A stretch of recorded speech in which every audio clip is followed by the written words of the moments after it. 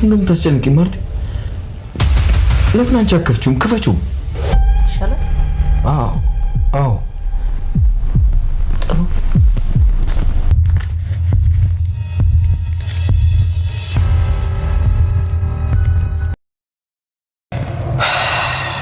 የኔንና የዳጣን ዲኤንኤ እያስመረመረች እንዳለ ነው የሚገባኝ። አባዬ በቃ ለማዬ ቀድማ አትንገራት። ዳጣ እኮ እማዬ ዲኤንኤ ካስመረመረች ቀድሜ እነግራታለሁ ብሎኛል ስላለች ነው። እና አባዬ እባክህ እንዳትነግራት፣ ዝም ብለህ የሚሆነውን ብቻ ጠብቅ። እሺ ናታን፣ ዳጣ አጠገባለች? አዎ አባዬ። አይዞሽ፣ እኔ አባትሽ እስካለው ምንም ነገር አትሆኝም ብሎሻል በላት። ደግሞ ደውልልሻለሁ ብሎሻል በላት። እሺ በቃ ቻው አባዬ። ሰላም እንደምን አላችሁ የዳጣ ድራማ ተከታታዮች፣ በያላችሁበት ሰላማችሁ ይብዛ እያልኩ እንግዲህ በዛሬው ክፍል በዳጣ ድራማ ብቅ ብያለሁ ማለት ነው። እንግዲህ ማርታና ደረጀ ተፋጠጡ፣ መኪና ውስጥ ተፋጠጡ ማለት ነው። እንግዲህ በባለፈው ክፍል እንዳያችሁት ሆስፒታል ትወስደኛለህ ብላው ነበረ። ሆስፒታል የምትወስደውበትን ቀጠሮ እሱም በትንሹም ቢሆን አውቋል። ምክንያቱም አንድ ዲኤንኤ እንደሆነ አውቋል ማለት ነው። ዲኤንኤው ግን የሱና የዳጣ እንደሆነ ነበር እሱ እርግጠኛ የሆነው፣ ግን የሱና የዳጣ አልነበረም። ዲኤንኤው የዳጣና የሰላም ነበረ። ዳጣ እንግዲህ በጣም ተጨንቃለች። እሷም ማርታም እንግዲህ ጥሏት ሂዶ ነበር። ደረጀ የት ሂዶ ነው እንደዚህ ጥሎኝ የት ሂዶ ነው ምናምን እያለች ነበር። በጧት ቤተክርስቲያን ትቷት ሂዶ ነበረ። እንግዲህ ደረጀ ዛሬ ሁሉንም ሄዶ ለጸልዮ ለቤተ ክርስቲያን ሄዶ ተናግሬ መጥቻለሁ፣ ነግሬዋለሁ፣ እሱ መላ ይፈልግልኛል ብሏል ማለት ነው። እንግዲህ ደረጀ ቀድሞ ሊነግራት ነበረ እንትና ከመሄዷ ማን ነው ሆስፒታል ከመሄዷ በፊት ሊነግራት ነበረ። እንግዲህ ሆስፒታል ሂዳ ከሆስፒታል እንደወጣች ሊነግራት ነበረ። እንግዲህ ናታን ደውሎ እንዳትነግራት ብሎታል ማለት ነው። ነግራታለሁ እንዳለው ሰምቶ ነበረ ማለት ነው። ዳጣ ነግረው ስለዚህ ናታን ደውሎ እንዳትናገር መጀመሪያ እሷ የምትለውን ስማ። ምክንያቱም ናታን ጠርጥሮ የዳጣና የሰላምን ሊሆን ይችላል ብሎ ነው ማለት ነው። እንግዲህ ያም ሆነ ይህ ደረጀ ሀሳቡን የሚያቀልለት ወይም ነገሩን የሚያቀልለት ከእውነታው የሚሸሽበት ቀን አለ። ከእውነታው የሚሸሽበት ነገር አይኖርም ማለት ነው።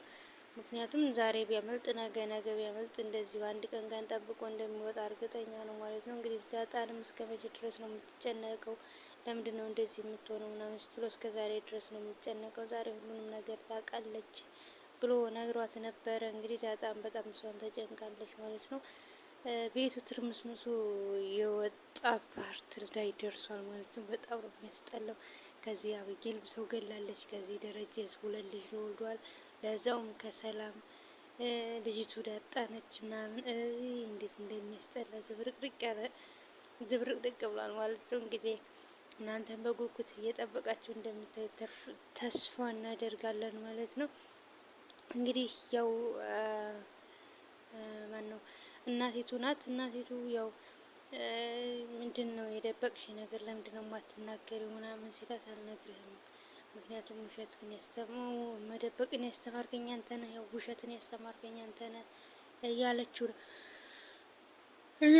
ነበር ማለት ነው። እንግዲህ የሰላምና የዳጣን ዲኤንኤ ይዛ መታለች ማለት ነው። ይዛ ስትመጣ እንግዲህ ምንድን ነው ወረቀቱ ሲላት ምንም አይደለም፣ ቤት ሂደን አንተና እኔ ብቻ ከፍተን የምናየው ነው እያለችው ነበር ማለት ነው።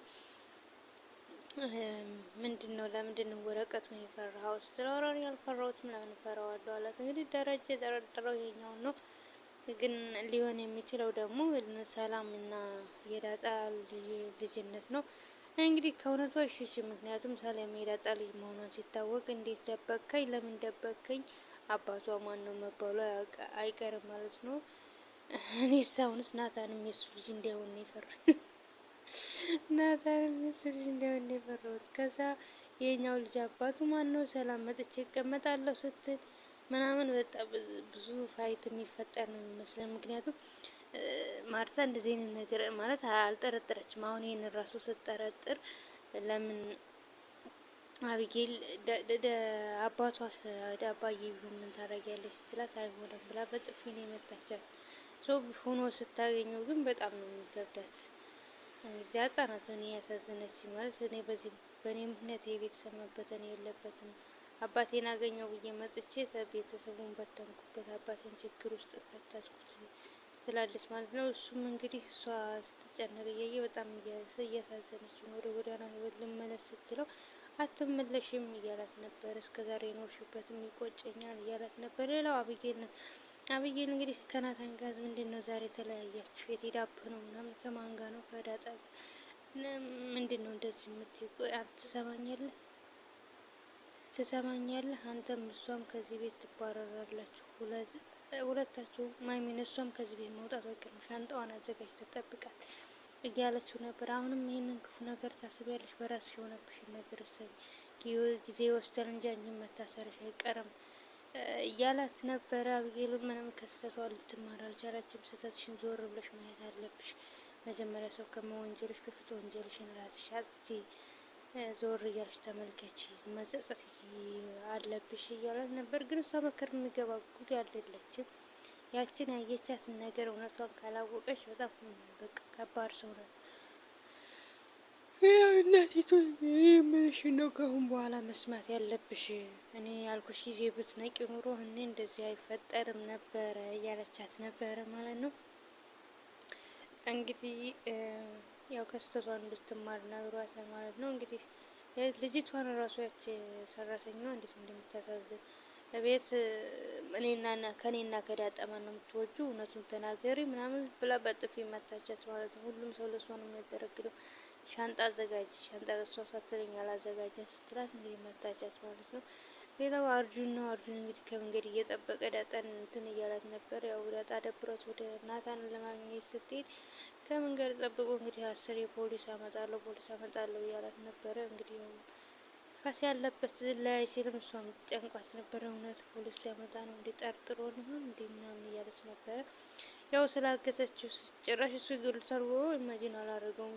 ሲጀመር አካሳ ውስጥም አላስገባውም። ያገታችሁትን ሰው ልቀቁ ነው፣ አንድ ክላስ ዘግተውበት ይሆናል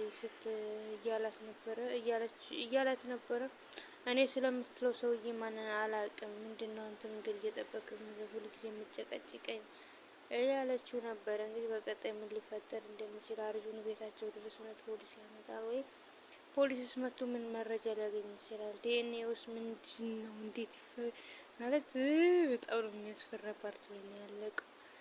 ብቻ ላይክ፣ ሼር፣ ሰብስክራይብ አድርጉ። በያላችሁበት ሰላማችሁ ይብዛ። ወዳችኋለሁ።